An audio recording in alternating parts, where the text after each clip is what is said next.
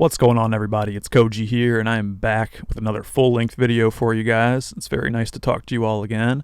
It's been a minute, but we are back, and today I want to talk about something that is sort of taking a lot of people by surprise. I think it's sort of blindsiding a lot of people, and that is the weekend.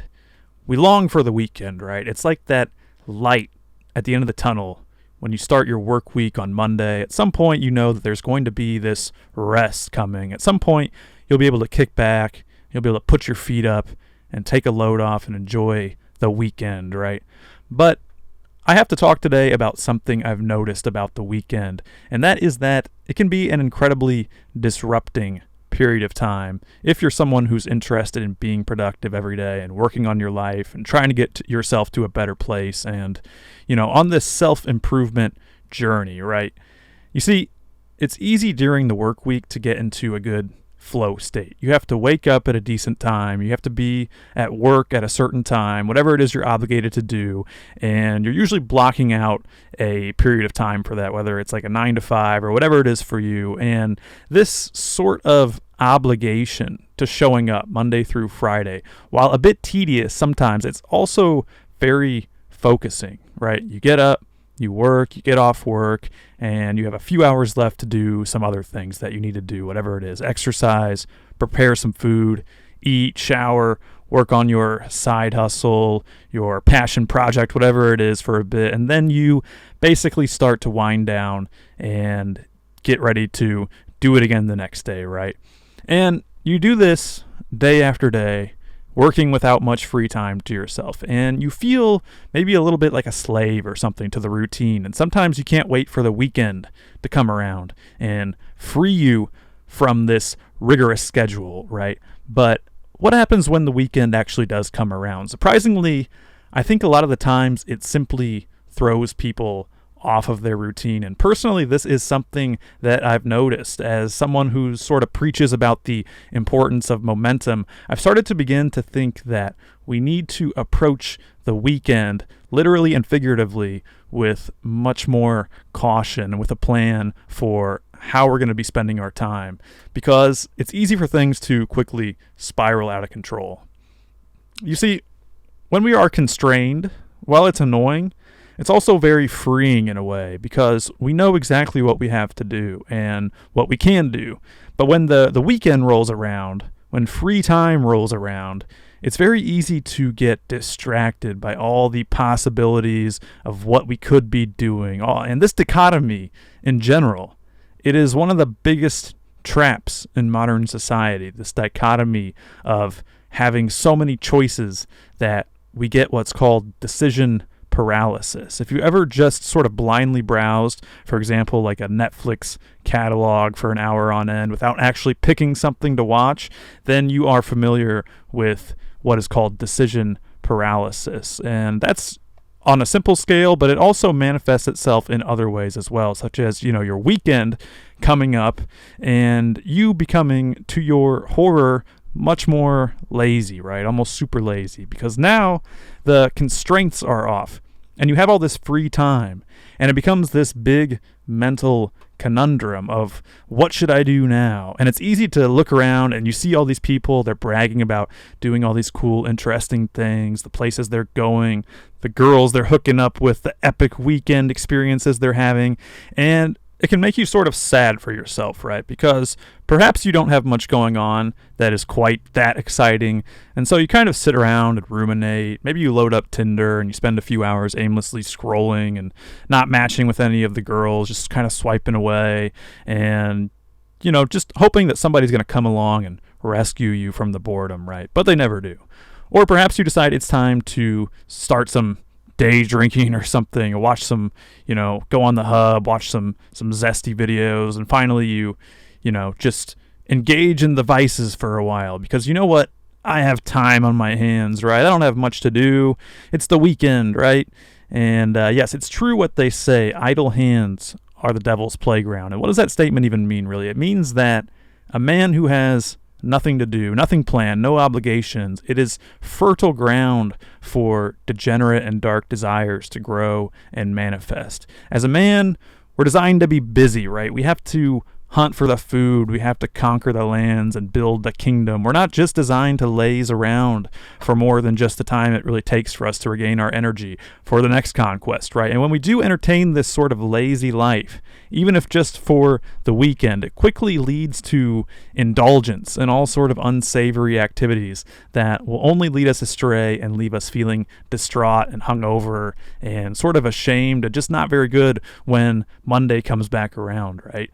So what do we do about this? See, I've personally dealt with this a bit, especially now that I've started to pick up some work again. I've been helping some friends out with some construction work, honestly, like renovating houses and stuff. And there's this big temptation, because you're working so much during the week, to just kind of, when the weekend comes around, just take this big load off and just not do anything. And so this has kind of been on my mind lately, this sort of fact that I have more of a constraint on my time, and I need to figure out how to use the free time I do have more wisely. And I think what we need to do is, throughout the course of the week and as the weekend approaches, is to begin to sort of formulate a plan for what we're going to be doing over the weekend. Planning is vastly underrated in this short-term, live-in-the-moment society we're in. Plan at least roughly how you're going to spend your weekend. If you're grinding away during the week and you do need to rest a bit and your plan is to just play Zelda and listen to podcasts and do like a little cardio, do some stretching, hit a workout, hit the sauna, and that's probably it, I would say that that's probably okay. But the point is to try to make a plan and stick to it, right? For instance, my plan for this weekend is to work on my channel some more. That's why it's good to have a project or something, on the side to be working on, because then instead of the weekend just being this block of lazy time where you just kind of laze about and do nothing, it becomes the extra time that you need to continue working and being productive on your outside of work obligations, right? Whatever that looks like for you. You see, a lot of people say they don't have free time for things, but it's really nonsense, right? Because those same people, when the weekend rolls around, will choose to spend it lazing about with their feet up, drinking, watching football or whatever they're doing, right? The weekend, you need to start viewing simply as extra time that, just like the week, you need to plan and you need to use wisely. And perhaps one day, you really just want to kick back, you want to get a massage, you want to watch a movie, read a book, and, get some nice sleep or whatever. And I really think that's fine, but what you need to watch out for is this blind, idle hands sinking back into degeneracy where you have no plan, you haven't thought out at all what you're intending to do, and you just kind of simply wake up, eat, and you load up the hub or whatever it is and watch videos and swipe on Tinder all day long. You do nothing. This is the thing that a lot of people do over the weekend that we must start avoiding.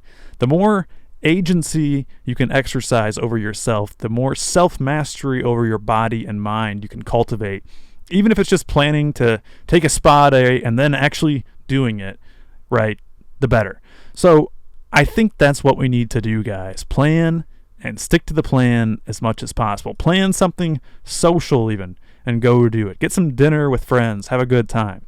I see this online meme where they're all pointing out that all people want to do is keep asking if you want to get drinks like it's a bad thing or something, right? It's like, but you know what? I say if you have some good friends, like genuinely good friends that you want to hang out with, and they want to go get some drinks, and you are not an alcoholic, I think you should consider going out and being social. People are making fun of people offering to go get drinks, but I think the real issue is all the people who just want to isolate themselves and stay at home and pretend to be like this lone wolf who's living a fantasy land and never has to reflect themselves off of others. I'm rambling a bit, but really that's the conclusion that I've come to, is plan your weekend. You should try to instill the same structure that you adhere to over the work week into the weekend. Don't let it evolve into just this degenerate haze. Use that extra time to your advantage. Get an extra jiu-jitsu class in. Spend more time learning to play the guitar. Spend more time stretching, right? Go hit a hot yoga class or something. See your friends. Enjoy a nice, nourishing meal that maybe you don't normally feel like you have time for. Clean your space up. Prepare yourself for the coming week ahead so that it goes as seamlessly as possible. You have to start acting like a professional in life, not like an amateur. Just like a professional uses his time wisely, as does the professional at life. Unless you're exactly where you want to be, you shouldn't be viewing the weekend as all this spare time for you to just do nothing in. Instead, look at it as barely enough time that you need to continue to get ahead in life. Stay busy, stay on point, and enjoy, but also beware the weekend. So that's it for the video today, guys. I hope you enjoyed. If you did, please like, comment, and subscribe to the channel. I'd love to hear your thoughts on the matter. Anything at all you have to say, please. First thing that comes to your mind, just leave a nice comment. Let me know what you're thinking. And also, if you could, another great way to support me would be to follow me on x.com. I'm trying to grow my digital footprint, grow my followers on that site as well, and I post a lot of written content and a lot of fun stuff, and it's just a good way to interact with me on a kind of one-to-one real-time basis. And also, if you have a question you'd like me to answer, just follow and send me a DM over there. And if it's a question that I think you're asking with sincerity that is worth being answered, then perhaps I will make a video where I answer it, so you can do that as well. So that's it, guys. I'm glad you watched. Thank you very much, and I'll talk to you later. Bye-bye.